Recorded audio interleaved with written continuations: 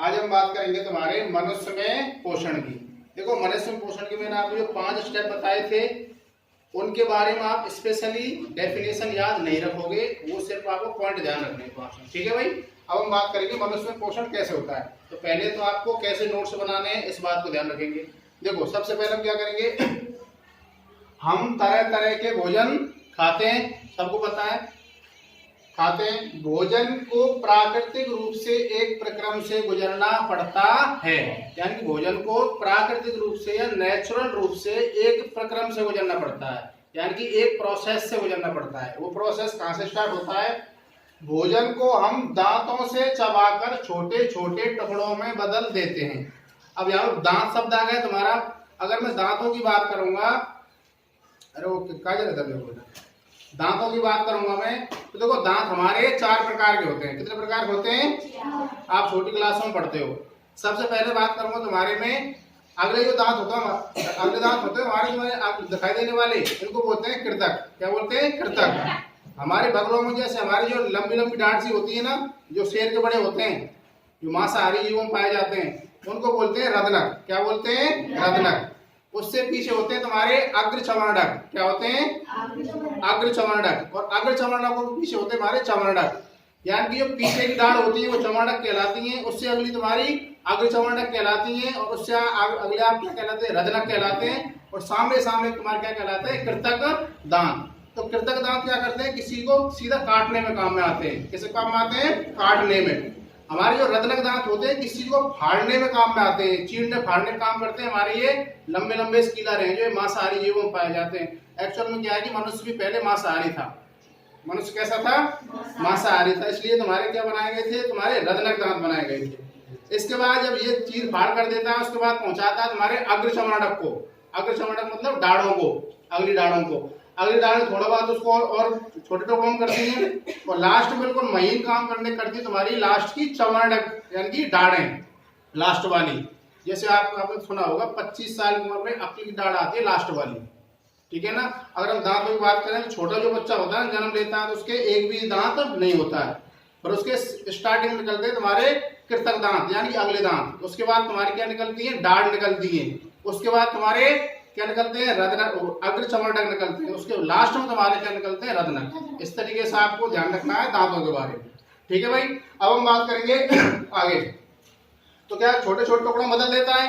इसके बाद हम क्या करते हैं, यानी मुख में भोजन लार में मिश्रित होकर गीला हो जाता है। अगर मैं बात करता हूँ लार की, हमारी जो दाढ़ें होती है लास्ट वाली, इनके पीछे 2 ग्रंथियां होती हैं जिनको लार ग्रंथि कहते हैं। क्या कहते हैं, लार ग्रंथि। उनसे लाल रस निकलता है, एक तरीका का एंजाइम होता है। हमने जैसे सपोज कोई रोटी खाई, रोटी पे कोई हमारे खतरनाक जीवाणु है, क्या है, खतरनाक जीवाणु, तो क्या लार उन खतरनाक जीवाणुओं को वहीं पे खत्म कर देगी। उसके बाद तुम्हारे वो ग्रसनी को पहुंचाएगी। बात समझ आ गई।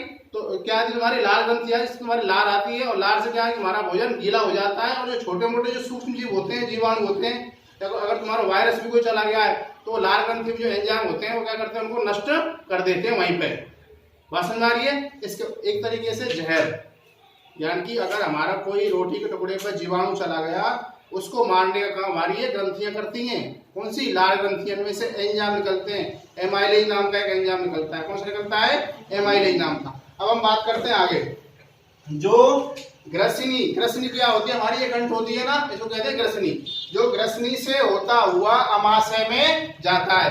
अमाशय क्या होता है, हमारा सबसे बड़ा पार्ट होता है जिसमें 4-5 लीटर भोजन आ जावे। कितना भोजन आ जाता है, 4-5, वैसे मैक्सिमम 3 लीटर आता है, लेकिन बहुत बड़े जिनका बड़ा शरीर होता है उसमें 4-5 लीटर भी आ जाता है। अब हम बात करेंगे आगे।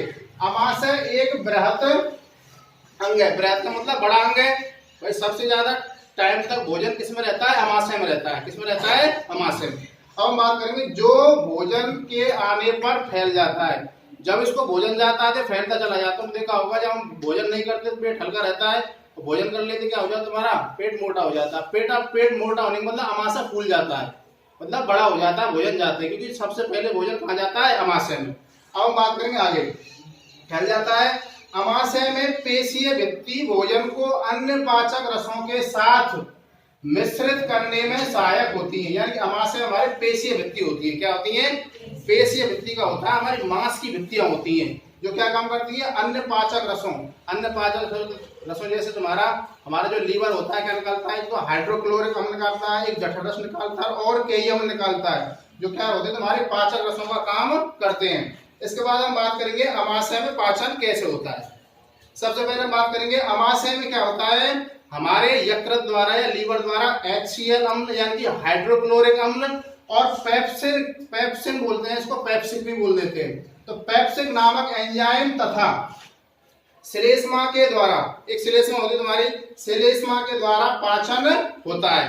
किनके द्वारा पाचन होता है, तो HCl ध्यान रखना आपको, एक पेप्सिक ध्यान रखना है, पेप्सिक ध्यान रख लेना, पेप्सिन ध्यान रख लेना और एक श्लेष्मा ध्यान रखना, इनके द्वारा क्या होता है तुम्हारा अमाशय में पाचन। अब देखो हाइड्रोक्लोरिक अम्ल एक अम्लीय माध्यम तैयार करता है जो पेप्सिक एंजाइम की क्रिया में सहायक होता है। किसी क्रिया में सहायक होता है, पेप्सिक जो एंजाइम होता है तुम्हारे उसकी क्रिया में सहायक होता है। इसके बाद हम बात करेंगे श्लेष्मा अमाशय के आंतरिक अस्तर को अम्ल से रक्षा करता है। इस बात का मतलब ये जो तुम्हारी श्लेष्मा जो झिल्ली होती है वो क्या करती है, हमारा अम्ल क्या होता है, खतरनाक होता है, ये हमारे इस अमाशय के अलावा और कहीं अगर जाएगा ना अम्ल, तो आपको कोई भी बीमारी या दिक्कत या खुजली वगैरह कोई भी बीमारी हो सकती है। तो इसलिए क्या करता है हमारा श्लेष्मा अमाशय के आंतरिक अस्तर को अम्ल से क्या करता है, रक्षा। अब देखो यहाँ पर तुम्हारी एक बात आई थी हाइड्रोक्लोरिक अम्ल वाली, इससे पहले में आपने अगर 9th क्लास में पढ़ा हो तो आपने एक नाम सुना होगा, पेट में अम्लता या पेट में दर्द या अपच बोलते हैं जिसको, उदर में अम्लता बोलते हैं उसको, क्या बोलते हैं, उदर में अम्लता। हम क्या करते हैं, जैसे हमने भोजन खाया, आपने सपोज करो 1 किलो भोजन लिया, 1 किलो भोजन लेने पर हमारे शरीर में जो यकृत होता है, हमारा लीवर होता है, तुरंत HCl अम्ल बनाता है। क्या बनाता है, HCl अम्ल। HCl अम्ल क्या होता है, हाइड्रोक्लोरिक अम्ल है, ये क्या हमारे भोजन को पचाने में सहायक होता है। क्या होता है, भोजन को पचाने में सहायक होता है। तो क्या है कि ज्यादा भोजन लेने से ज्यादा HCl स्रावित होगा और ज्यादा HCl स्रावित होने से आपने महसूस किया होगा यहाँ पर दर्द सा होता है, हल्का हल्का सा, यहाँ पर दर्द सा होता है। हम क्या करते हैं, मिल्क ऑफ मैग्नीशिया, जैसे तुमने इनो का नाम सुना हो, मिल्क ऑफ मैग्नीशिया नामक कोई पदार्थ या क्षार, द्रवल क्षार ले लो या द्रवल क्षार ले लो, उसको लेने से क्या है, अम्लता क्या हो जाती है तुम्हारी, उदासीन हो जाती है। उदासीन होने से क्या होता है, हमारा पेट का दर्द कम हो जाता है। तो अगर आपको पेट में अम्लता होती है, दर्द होता है ज्यादा भोजन करने से, तो आप क्या लोगे, milk of magnesia, magnesium MgOH का होल ट्वाइस, मैग्नीशियम हाइड्रोक्साइड बोलते हैं जिसको, क्या बोलते हैं, मैग्नीशियम हाइड्रोक्साइड। तो उसको लेके आप क्या करते हो, अम्लता को, उदर को कम कर सकते हो। और आप कोई अगर तुम्हारा दर्द हो रहा है तो उसको क्या कर सकते हो, आप कम कर सकते हो। ठीक है भाई, नेक्स्ट।